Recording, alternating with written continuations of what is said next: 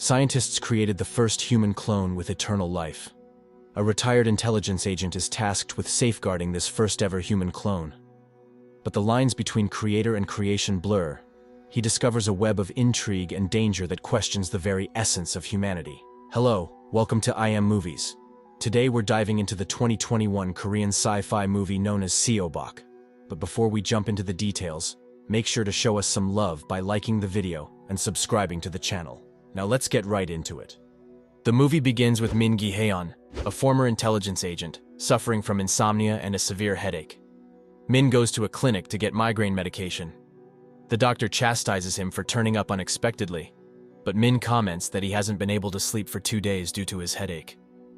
Later, Min stops his car by the seashore and inhales the migraine medicine.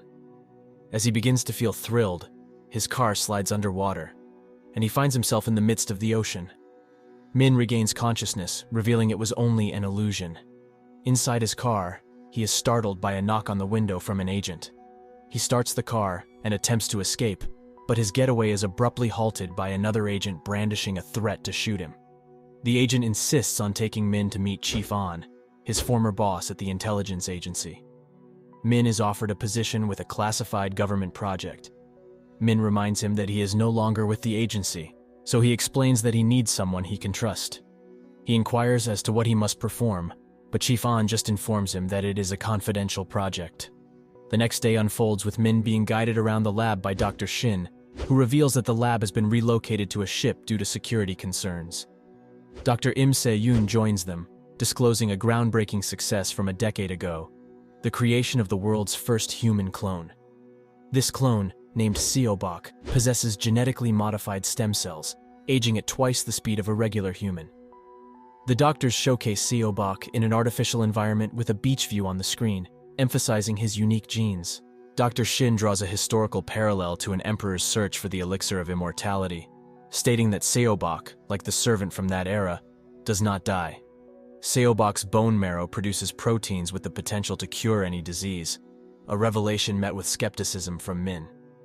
Dr. Shin further explains that Seobok's brainwave is exceptionally powerful, challenging Seobok to demonstrate his abilities. Seobok rises, showcasing his telekinetic powers by manipulating pebbles and leaves around him. Shortly after, Min started hallucinating and fainting, leading to his examination by Dr. Shin. The diagnosis reveals to us that Min has a brain tumor, which is why he's taking those medications earlier, and Dr. Shin grimly informs Min of the potentially limited time left, offering a radical solution, treating his illness with Seobok's bone marrow if he wishes to. That night, in a meeting with Chief An, Min learns the gravity of the upcoming mission. Someone is aware that Seobok is alive and poses a threat to take him. To secure Seobok, Min is tasked with the role of being his bodyguard, with the promise of a chance to treat his own life-threatening condition. As Min reappears at the lab the next day, Dr. Im administers an inhibitor to Seobok, revealing a crucial detail. Seobok, far from invincible, requires suppression of his accelerated cell division through the inhibitor every 24 hours. Dr. Im also discloses the uncertainty of Min's clinical trial, underscoring the risks involved. In the worst-case scenario, Min may not survive the experimental treatment. The following day, Min and Seobok embark on their journey to the bunker in a truck, flanked by 2 escort vans. Min introduces himself to Seobok, emphasizing the time they'll spend together. However, the truck took a detour due to an accident up ahead. Chief An contacts their escort, redirecting them to hand over Seobok and Min to the Americans at their destination. As the truck slows down, men inside an ambulance open fire on the escort van, causing chaos. In the ensuing shootout between agents and ambulance operatives, the doctors of Seobok abandoned the truck and got shot. Min valiantly defends against the attackers, but succumbs to an incapacitating gas thrown into the vehicle. Upon regaining consciousness, an American operative tries to inject Seobok with an inhibitor, but Seobok halts him with telekinetic force. Min, recovering, dispatches the operative and takes control of the situation. Driving through the compound, Min fends off guards and escapes. Once far away, they stop in a small shop and contact Chief An for guidance. Chief An directs Min to the nearest safe house and advises waiting for backup. However, complications arise as the truck breaks down. Min, realizing the urgency, informs Seobok that they must continue on foot. While walking, Seobok is curious about the surroundings and requests permission to explore. Despite Min's refusal, Seobok vanishes from sight, taking advantage of Min's distracted state caused by a migraine. Then Min finds Seobok in front of two old couples talking. He comes and takes him away from there. Min realizes that his distinctive jacket makes him stand out. In an effort to blend in, Min purchases new clothes and shoes for Seobok. After that, they head on to the safe house. Upon arriving at the safe house, Min, armed and vigilant, awaits the arrival of backup. Seobok tells Min that he is hungry, and Min provides him with a bowl of ramen. To Min's surprise, Seobok consumes 3 bowls, admitting that he had never tasted ramen before, as he usually relies on a special supplement at the lab. Intrigued, Min inquires about Seobok's daily activities at the lab. Seobok explains that his routine primarily consists of eating, reading, and undergoing tests most of the time, which makes Min feel sad to Seobok. After some time, Chief On's man arrives at the safe house. Min lets them in, not knowing the 2 agents are there to kill Seobok, prompting Min to engage in a fierce battle to protect him. Seobok uses his mind control abilities to shield against bullets being fired at them, and together, they eliminate the agents, one by Min's hand, the other by Seobok's powerful brainwaves. Confused by the sudden attack, Min calls Chief On for an explanation. However, to Min's shock, Chief On instructs him to finish off Seobok, jeopardizing Min's chance of curing his tumor. Defying Chief On's orders, Min decides to run away with Seobok. Seeking refuge, Min contacts Dr. Shin, who suggests they come to the lab for safety. Simultaneously, Dr. Shin converses with Chairman Kim, the chief investor in the project, discussing the unfolding events. During their journey to the lab, Seobok proposes a detour to Ulsan, withholding the purpose. Despite Min's reluctance, he agrees.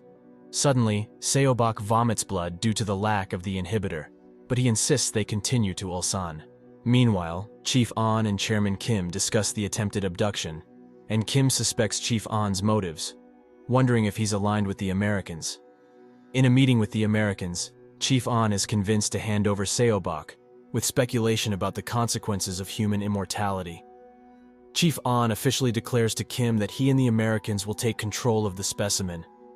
As Min stops at a gas station to refuel, he contacts Dr. Shin to report Seobok's alarming condition of vomiting blood.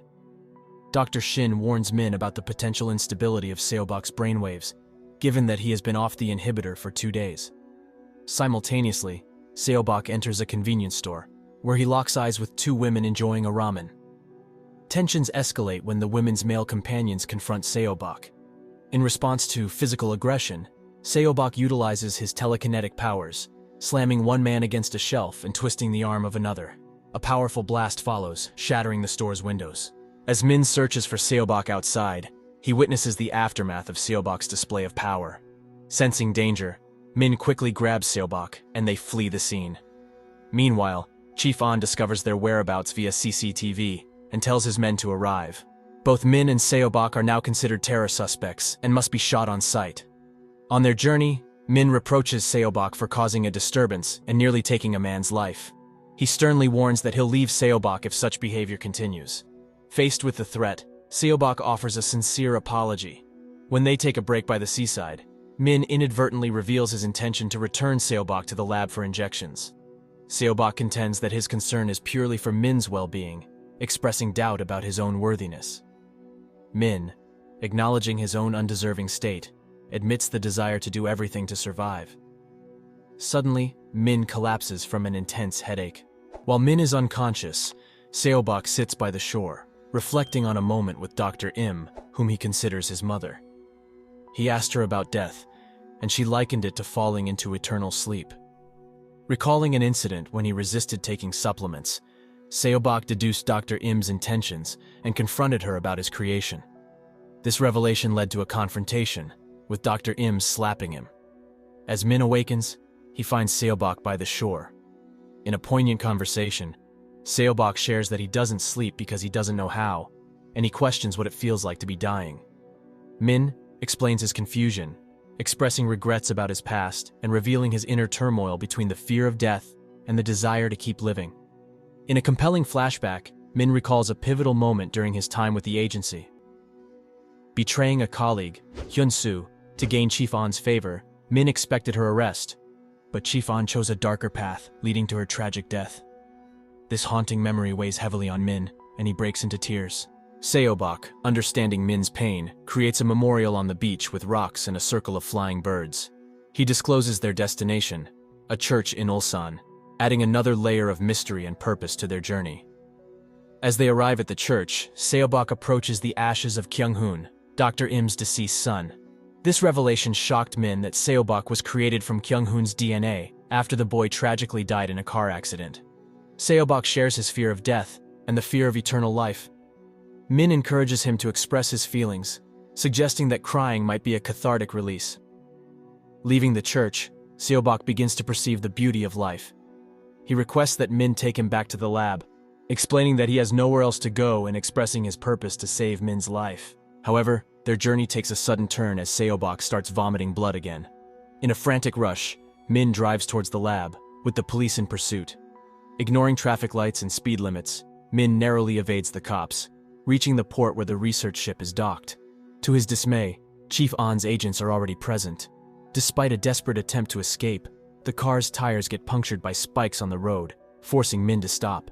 As the agents prepare to open fire, a drone suddenly appears, exploding near them, which kills all the agents of Chief An. Then, mercenaries arrive to apprehend Seobok and Min, with an operative knocking Min unconscious with a stun gun before bringing them to the lab. As the impending assault looms, Chief An contacts Kim to warn him of the inevitable threat. However, Kim remains defiant, revealing that he has hired mercenaries to defend the lab. With a battalion of soldier units descending upon the port, Kim resorts to a threatening tactic.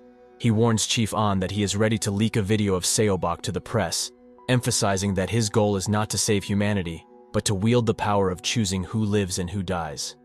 Meanwhile, Min regains consciousness of a nightmarish reality.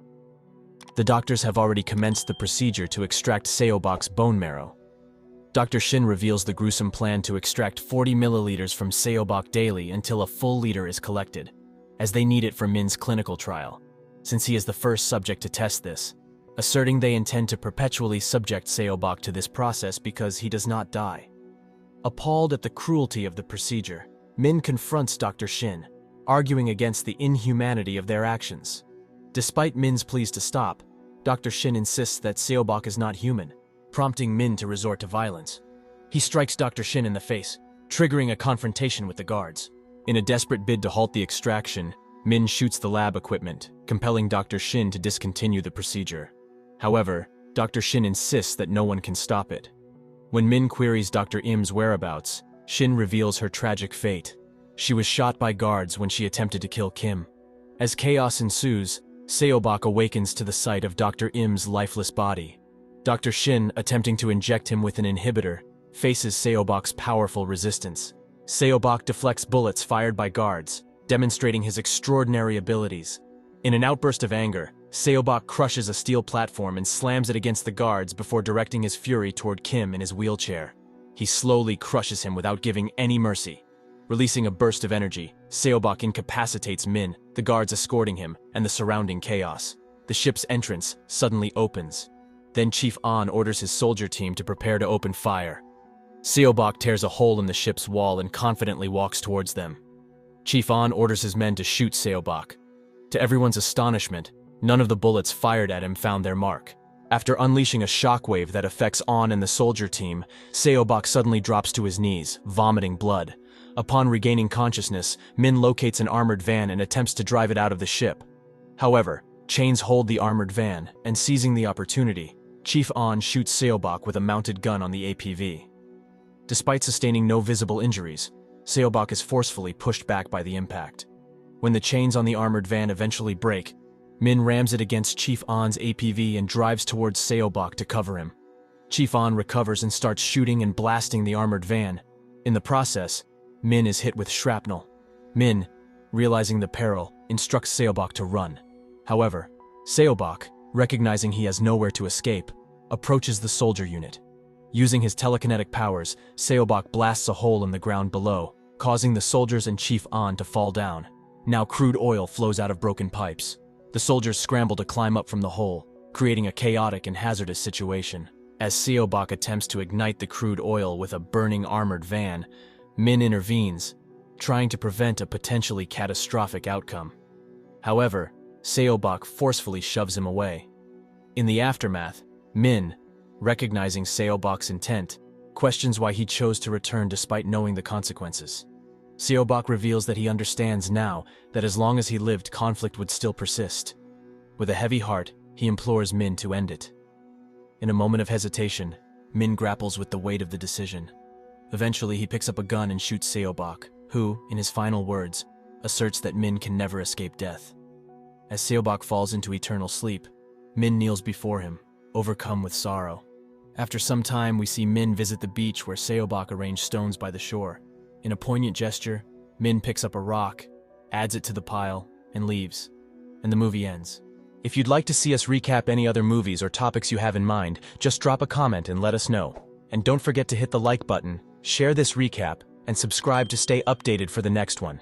Until next time.